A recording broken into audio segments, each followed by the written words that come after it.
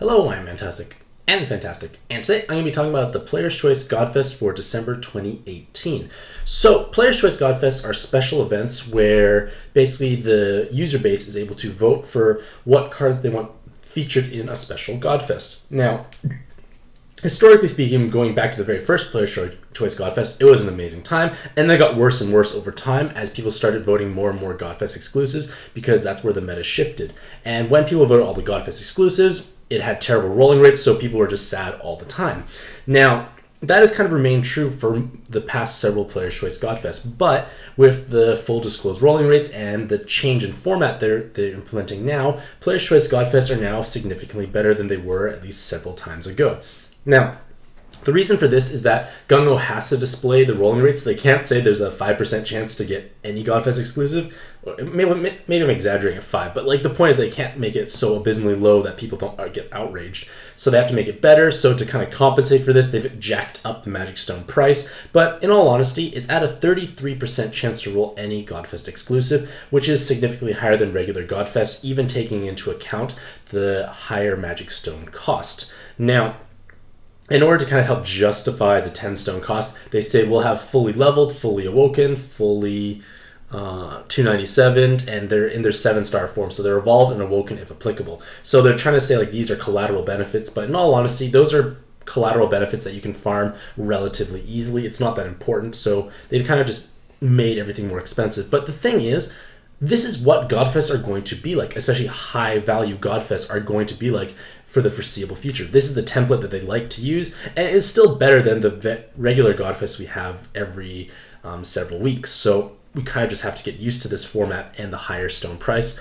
But at least, thankfully, we have been giving many more Magic Stones as of late, so we are able to at least roll these in the meantime. So, in addition to kind of just providing all the different roster lineups, rolling rates, and thoughts on which part 1 or part 2 is better, I also will be including a kind of just for fun commentary piece of the awards, who is the most overhyped, who is the most surprising voted card, so on and so forth. And one last thing I want to touch upon is that there are going to be the 3 new Fest exclusives, Valkyrie Seal, Zeus Giga, and Athena Non, and these are 7-star Godfest exclusives essentially, and players are actually able to monster exchange for one of them from their appreciation medal, which we all received in our mail, but I would not exchange until you've actually rolled in Player's Choice Godfest because you don't want to acquire dupes. Dupes of these cards are not that great, so I would not exchange until finished rolling, then exchange afterwards. So, for featured cards, so instead of doing say the top 25, which has been done in the past or so, we now have the top 25 Pantheon and top 25 Godfest exclusives. So the list can look a little unusual. There are some Godfest exclusives and some Pantheon cards that are a little questionable, and it's just because it's only the top 25 of each of those categories being voted in. So we can't do very much about it. And in interesting point enough, having different rarities across different platforms, so different rarities in Pantheons, different rarities in Godfest exclusives, don't change the rolling rates. A 6-star Godfest exclusive has the same chance of being rolled as a 7-star Godfest exclusive. So that is something unusual and definitely different than it was in the past, at least for Player's Choice Godfests. And everything has been split into part 1 and part 2. And essentially part 1, where you have these cards as highlights, those are the highlights for part 1, and then in part 2, those will be the non-highlights. And then conversely, the non-highlighted cards in part 1 become the highlights in part 2. So again, regardless of which part you're rolling in, they both give you a 33% chance of rolling any Godfest exclusive. And it comes down to, what do you need most in your monster box? Which cards can you benefit the most from? And that's something you kind of really have to decide yourself. And I kind of want to just go through all the different parts together. So for part 1, for highlighted Godfest exclusive, all Godfest exclusives have 1.5% chance each of being rolled. Now, the cotton nays are a little unusual in the sense that they all have 0.3 chance, but because there's 5 of each kind, it still adds up to 1.5%. The next is highlighted Pantheons. Highlighted Pantheons are 3% chance each for 39% total. And then non-highlighted cards basically are, for Godfest exclusive, it's 0.75% chance each. So half the chance of rolling a non-highlight, but for Godfest exclusives, and then for non-highlighted Pantheons, it's a 2.33% chance. So basically, during highlight times, it's proportionally much easier to roll a Godfest exclusive that's highlighted compared to a non-featured Pantheon or highlighted Pantheon. So again, I would really just look at what are the highlighted Godfest exclusives you are really gunning for versus for across each parts. So in part 2, similar idea, like 1.5% chance for each highlight Godfest exclusive, 0.75% chance for each non-highlighted Godfest exclusive. So part 1 or part 2. Now, again, both parts are reasonably solid overall, but if I were to say, like, in a vacuum, let's say you've never rolled in any event before, or you're missing virtually every single card possible, I would place my Magic Stones on part 1. And the reason for that is because part 1 features stronger cards overall, in my opinion. And that is because we actually have 4 out of the 5 Great Witches, so those are 7-star Godfest exclusives, and both the new Valkyrie and Athena. So out of the 8 possible 7-star cards in the game, 6 of the 8 are featured on part 1, and they have the exact same rolling rate chance as a 6-star Godfest exclusive. So this is unusual. Normally these are not created equally. Normally something like Reach or Medu would have a significantly lower rolling rate compared to something like Kaede or Ryune. But in the case here, they have the exact same rolling rate. So that can be quite interesting. It's definitely the best chance to acquire any of the Great Witches, as well as the Valkyrie and Athena and Zeus Gigas. So just that alone makes day 1 more tempting. But if we kind of branch out from there, it also features Cotton. But in terms of Pantheon cards, in my opinion, it features the better Pantheon cards as well, because it gives you Izanagi, Iorai, and Anubis. And Izanagi is almost a completely core sub for Dark Metatron teams. Iorai is actually very powerful on Ryune, Beach Barber, and Julie, and even Dark Metatron teams can use her. And Anubis, as we all know, is one of the strongest scaling combo leaders in the game. Great pairing of Diablos. It's just a nice combo-based leader to have, useful in traditional content and even certain ranking dungeon setups. So it's kind of hard to replicate these cards elsewhere because they have relatively niche and unique kits. Of course, part 1 does not have any faults because there are some less desirable cards. Like, Lu is there, and in all honesty, like Lu, Gilgamesh, and Fujin's, like, if you have one of those style active skills already, it becomes more redundant because it's more so just you save yourself inheriting them and changing them all around. But the thing is, they're kind of like, it becomes redundant once you have more than one, so that can be a little problematic. And then you also have Blue Sonya as being featured in part 1, but then in part 2, there's Green Sonya and Ryune, which are just arguably better alternatives for Godfest exclusives. And then Fenrir Viz from part 1 is definitely much weaker than Sharius Roots. Like, Fenrir Viz, oops, here we are, is pretty much a worse form of Sharius Roots, because Fenrir Viz had God killing 7 combos. Sharius Roots is 3 God killers. Like, Sharius Roots is just a better form overall. So part 1 obviously has some drawbacks, but on the other hand, part 2, in my opinion, has more drawbacks because, again, you have only 2 of the 8 7-star cards being featured, so that is obviously a big drawback, as well as the fact that Zeus Giga is arguably the worst of the 3 new Fest cards, and that's featured on part 2. So again, you kind of have even lower, you have like just it's a weaker pool overall. And then they have Dark Kali, Gremory, and Eshimali, and those 3 Dark Godfest exclusives don't really have much value or merit at this point in time, so they are there. I honestly feel like they were voted in towards the bottom of the 25. We don't know the exact lineup and rankings, but I honestly feel like they were kind of the bottom voted cards because they don't have as much value. And then they also have Hino, which is truly questionable in all honesty. Like, Hino's always in Player's Choice Godfest because, if I'm not mistaken, he's the default vote if people don't click the drop down menu, which is really dumb. It should be randomized in all honesty, or it should not have a default value. Gilgamesh for the same reason that Lu and Fujin style active skills are, and Alatu, who's someone I had to actually look up because I had no idea who they were, which is pretty surprising. And then Haku is not aging very well.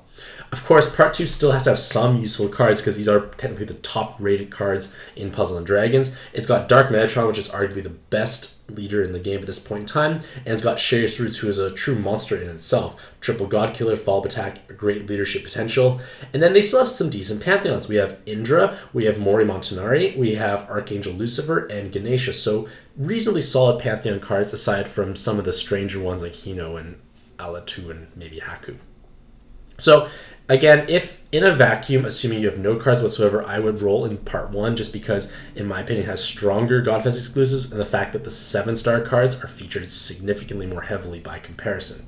So now these are kind of like a voting reactions, kind of a for fun aspect. Like these are things that I think are kind of comical. Maybe it's an interesting reflection as to the voting tendencies of the North American player base. And again, these are all for fun. Just take these with a grain of salt. It's not absolute truth. But basically, I'm giving out awards for each category for every Pantheon and Godfest exclusive card that was voted in. So for most surprising, it was Alatu, because again, I did not really know who they were. I had to actually look them up because they were so unmemorable. Like, it's basically a Haku board with a 3-turn delay. So it's like your Dark Athena and Haku blended together in an active skill. I'm not sure why we're going to be needing this, in all honesty. There are better Pantheon cards definitely available in my opinion, but maybe it was voted because it's newer and people don't have it. And then for Godfest exclusive, I chose Fenrir Viz because, well, Fenrir Viz, like I said, is a weaker form of Sharius Roots, so I'm surprised that Fenrir Viz was voted in. Overhyped is Lu and Fujin style, and Fujin, like similar ideas. Like, it's basically like you have the Fujin style active skill, you don't need it anymore. I understand why they exist, but like Lu and Gilgamesh tend to be lesser versions because Lu has no secondary effect, and Gilgamesh's fire orb spawning doesn't help many players, only those who use fire teams or fire farming teams. Most underhyped, so kind of things that don't get enough attention in my opinion, would be Set. Set is actually able to gain 777 combo now with Super Awakening, so Set actually becomes quite monstrous. And it's kind of like Enra Light almost, in all honesty, so that is actually a pretty useful card at this point in time. And then Ilm, it's kind of like, you think the bicolor board changer is not that great, but ranking dungeon setups love Ilms. It's just the best one to have when you pair of like Ilmina and use like Yogg and even swiping bicolors. It's just the best board changer to have for those types of setups. Surprisingly absent. These are cards that I thought were unusual for not being included. And I put Dark Vajal mostly because Hino was included as why are you here? Because Hino is basically a worse version every way. Hino does less follow-up damage. They have worse awakenings. Their active skill doesn't do too much because they're better thing options. Basically, Hino at this point in time does something, but he's never the best at anything he does. There are better things for follow-up attack damage from like matching orbs. He doesn't have 100% defense break. His awakenings are not special at all. Like, it just doesn't make sense. Whereas Dark Vagil has triple skill boost. It's got much more follow-up damage. It's got double co-op boost, so a great button base. You can inherit Scars, which are in the Full Metal Alchemist collab. It's just a better card overall. Other things that I was contemplating are Gabriel and Uriel, because they now have 777 combo through Super Awakenings and have relevance on like Reunion teams, as well as Beach Barber and Julie. So like, I'm surprised they didn't show up as well, but I think Dark Vagila and Hino are just kind of a more comical pairing.